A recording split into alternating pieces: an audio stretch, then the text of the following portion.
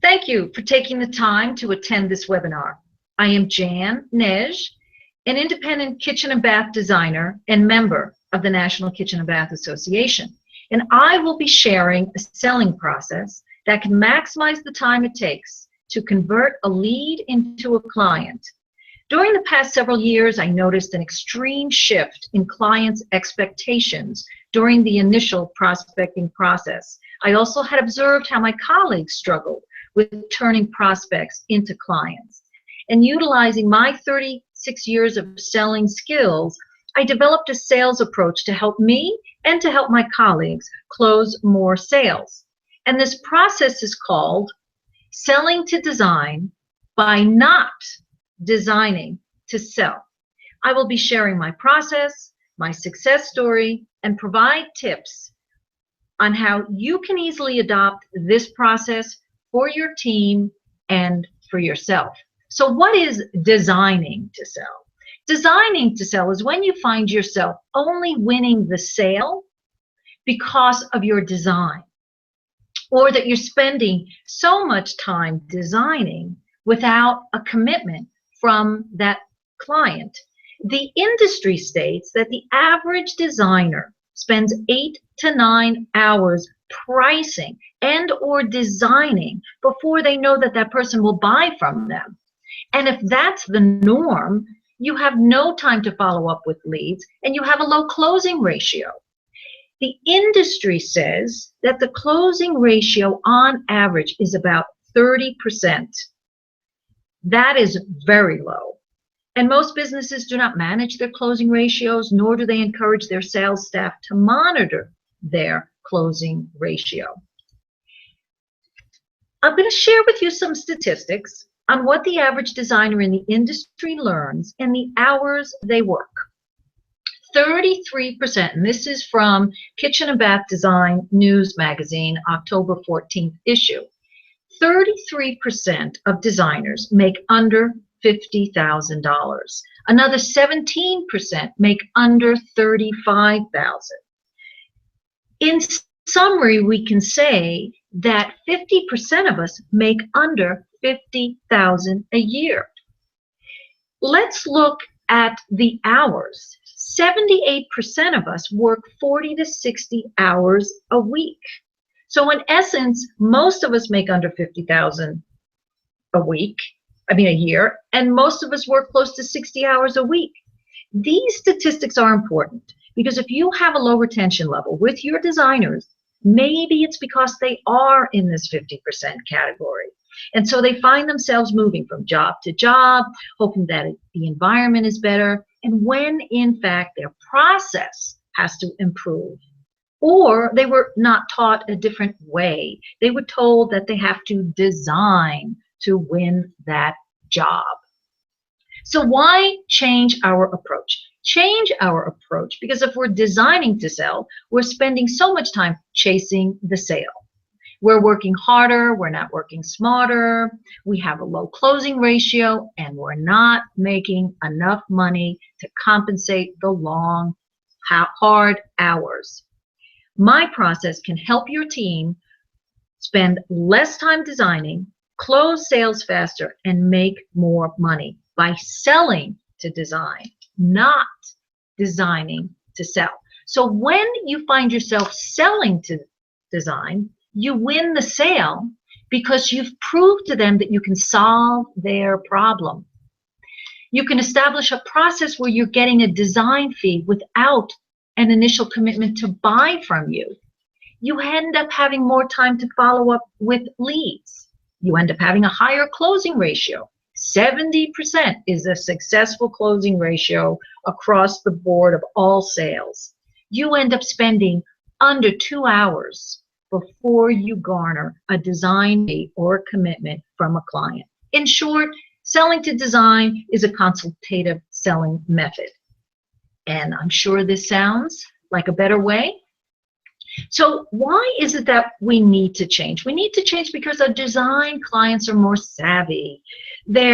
And they look at value of design different today than they used to before. They're coming in with pictures. You've got the Hows and the Pinterest. They have plethora of ideas. So why do you think they need you? They don't need you for the design. They need you for another reason. Once we can capture that reason, we could then start selling to design. I want to share another statistic here. The industry says that 58% of the people who are ready to buy visit 1 to 2 showrooms. 41% visit 3 to 4 showrooms. So you have a 50-50 chance to turn that lead who walks into your business to a client. So what are the early steps, the beginning steps we need to do? When I started sharing my process with colleagues, I noticed that they were having a really hard time adopting the selling to design method because they were stuck on the negative images of selling. And then I realized that if we called ourselves problem solvers, it became an easier way to change into a new outfit. And the process for them became easier to implement. According to a recent book I had read called To Sell is Human by Daniel Pink, he summarized the act of selling this way. Selling is the ability to move others to exchange what they have for what we have. And in summary, we all sell. I mean, we're convincing colleagues to take your shift. That's selling. We encourage our kids to get good grades. That's selling. And an interesting fact, sales remains the second largest occupation in U.S. workforce. So selling to design is selling your clients now on how only you can solve their problem through design. So being a problem solver, you end up taking a shift in your whole process, how you communicate with them, etc. You start focusing on uncovering their problem, doing more qualifying questions, focusing on their needs, being interested, not interesting. When we're a problem solver, we can start asking those questions differently, and we don't have to lead with product.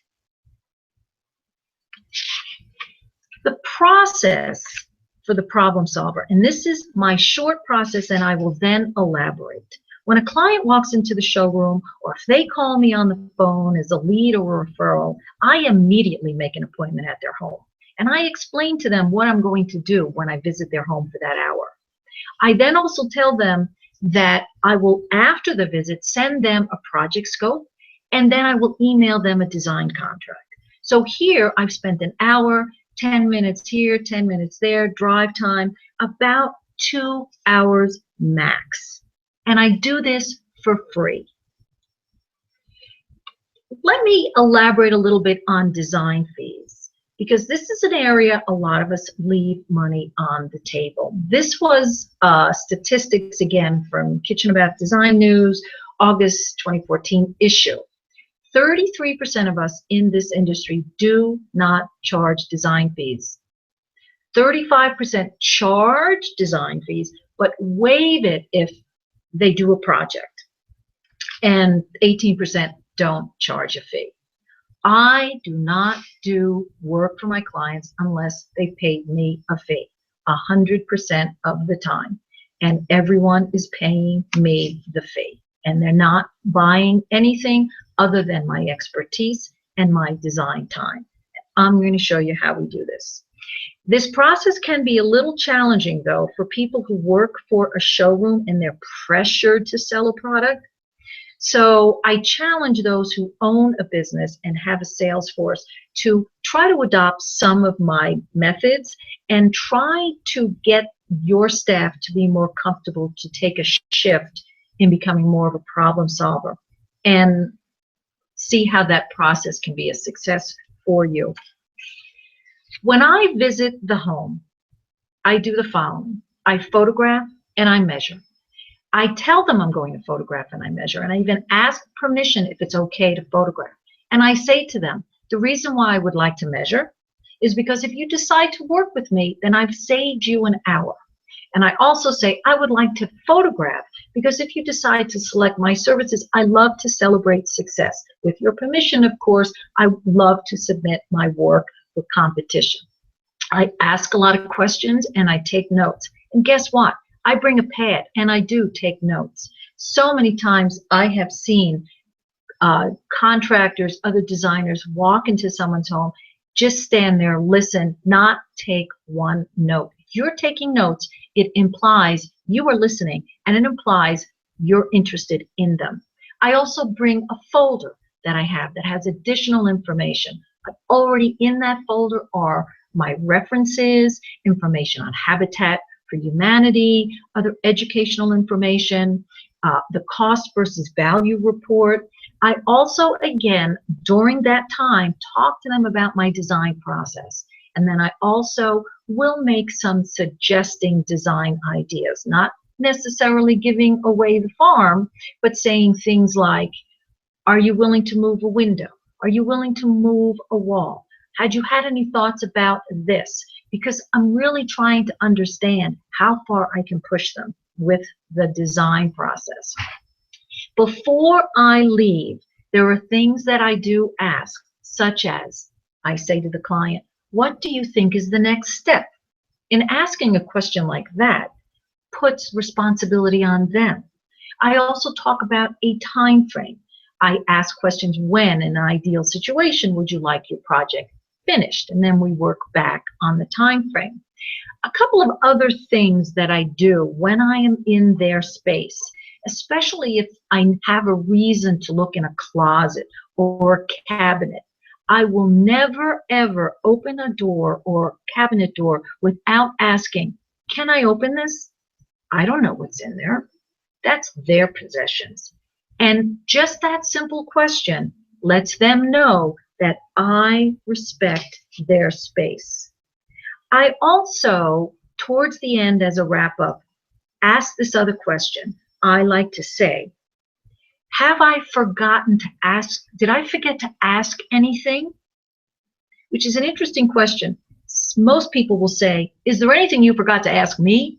Which implies that they don't have a great memory. But just turning it around can make all the difference in the world. And during my conversation with these prospects, I also have other phrases I use, and I encourage you to come up with your own comfortable phrases. But I say things that I want them to know I have their best interest in mind. For example, I'll say something like, my job is not to spend your money. My job is to work within your planned investment. And I make reference to how my focus is to educate my clients every step of the way. And I will tell them that I like to use this one phrase called, is the juice worth the squeeze? Is it worth the money to do this? So here is a screenshot of the project scope, which is what I give to a client after I left their home, that first complimentary meeting. And in essence, all it is just a list of everything I heard them tell me. I also add additional things on there that I know we will have to address that we might not have addressed. Electrical panel, heating system, whatever. And I let clients know that I am sending this project scope to them. Doesn't take me any more than 10 minutes. I have a standard form, I customize it, I write on the top what the objective is, remodel the kitchen, there might be some unique things I might have to slip into the objective, and I tell the client I will email this to them, and I say I want your feedback because I say to them, there might be things on this project scope that I didn't hear you say because I might have been in the middle of measuring. And then when I send it to them, I am now engaging them. I am now getting them involved. And then they send it back to me with revisions. Then I revise it and I send it back to them. Let me think about this simple process. If you could just adopt this, how many people in the industry do something like this? I can assure you a very small percentage. The next document I send to them after we finalize the project scope is the design contract. I found that when I break up my hours, it's more palatable for my client because they can see how I'm allocating. And I'm a kitchen and bath designer, so there's a variety of different software programs we use, and I use one strictly for design phase, and then I hire someone to do more detailed plans. So this is an example of things. I will do my design concept, visit them again. Now, this page is an example of just concepts. Now, I really want to talk a little bit more about this because this is where I find my clients are spending 8 to 9 hours doing things like this. They're not getting paid for it. I already got paid for it. Client gave me a payment based on the design contract. So, and I tell the client, and I show them examples of my design concepts I've done for other clients, and I say, and I share this at the initial complimentary visit. I show them this and say, plan, and I'm going to give you a couple of different ways we can reconfigure this floor plan. It's not going to be clean. It's going to be very basic because I'm not focused on product. I'm focused on space configuration. And I'll have tracing paper that'll be over it. At our next meeting, we could change plans. We might need to have 2 or 3 meetings, but this is what it's going to look like. And it might take 2 hours at their home. But again, I got paid for this. Then the next step is when we finalize the plan and we've done another service that I do, which is called the Day with a Designer, where we pick out all of the internal interior design elements. We then convert it to an AutoCAD plan. And I charge for this. And I, again, show them these AutoCAD plans, that first complimentary visit, to say, this is an option I provide that I charge, but this is a good document, as I say to the clients, because your general contractor can use it, your installer can use it, we use it for installation. It will be very detailed. And my charge for these plans, depending on the complexity of the project, starts at about $500. All my clients pay for these plans. The additional services that I alluded to is a Day with a Designer. This is a great service. This is something that should easily be adopted by those in this industry. I dedicate a day, anywhere from 3 hours to 6 hours to 8 hours. I charge a set fee. In my Denver market, I charge $600. I take clients to a variety of showrooms, from plumbing, tile, lighting, countertop material, cabinets, wherever we have to go, tile, flooring, and we just pick everything out. And I take them to set showrooms, and my job is to make sure they get educated every step of the way. So at the end of the day, they now visually see what the space could theoretically look like. And now I have all these other showrooms busy getting the pricing for me. This has been hands down the best service that I provide, because at the end of the day, everyone is very excited, and all of them say that they couldn't believe they were able to select all of this in a day. Because the challenge in our industry is our clients don't buy the way they should buy in this process. They focus on product first, and they get so frazzled they can't even think about the space planning. It should be the other way around. This should be towards the end. So, Day with a Designer, if there's one thing you can adopt, this would be an easy one. So, where and how do we initially start with some baby steps for selling to design? It's really, really important to change your first impression. Change your greeting. Have your greeting totally different than what everyone who walks into a showroom gets. Are you remodeling today? Why can't we do something totally different? Why can't we say something like, as an example, so what brings you in today on a beautiful sunny day? Or, so what is motivating you to remodel today? What's happening in your life that you're remodeling today, that you didn't do it yesterday and you're not planning on doing it tomorrow? What's going on? Those kinds of questions require more than a yes-no answer. It engages them all. And don't talk product initially. Focus on them. And also establish way in advance your process, your design fee, and make sure that you let your leads know how the process is. And also develop pricing tools you can use to educate the clients. When I first meet a lead, helping them understand what they can expect to pay for a kitchen remodel, for a bathroom remodel, and I reference that cost versus value because it sounds better if it's a organization outside of me that's telling people how much they can expect the cost of a kitchen. And every time you're having a conversation with people, always ask permission. Is it okay that you spend another 10 minutes here in the showroom for me to show you something or for me to talk to you more about something?